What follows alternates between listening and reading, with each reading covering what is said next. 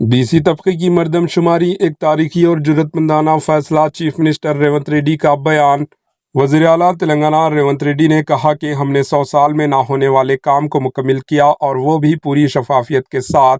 BC बरादरी की मर्दम शुमारी सर्वे 100% दुरुस्त तरीके से की गई। मैंने सिर्फ और सिर्फ राहुल गांधी की हिदायत पर अमल किया। जो लोग इस मर्दम शुमारी को गलत इदाद व शुमार कह रहे हैं, दर हकीकत वही सियासी ताकतें हैं जो बीसी तबके के हुकूक के खिलाफ है।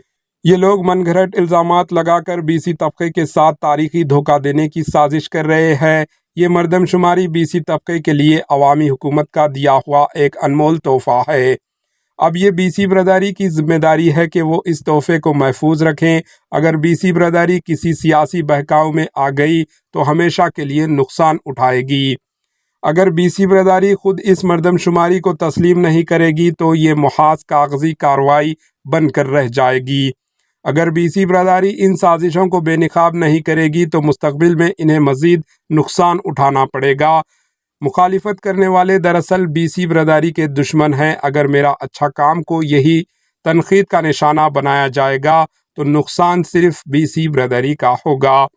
जो लोग इस मर्दमशुमारी के मुखालिफ हैं, इनके खिलाफ कोई आवाज़ नहीं उठा रहा है, मगर जो हमने हक़ाइक़ पेश किए हैं इन्हीं पर उंगली उठाई जा रही है।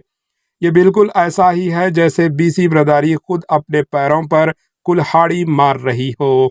मैं बीसी बरादरी के साथियों से अपील करता हूं कि मैंने अपनी हद तक जितना मुमकिन हो सका एक जुर्रतमंदाना कदम उठाया है। अब ये आप सब की जिम्मेदारी है कि इसे अपनी ताकत समझकर अपनाएं और इसका फ़ायदा उठाएं।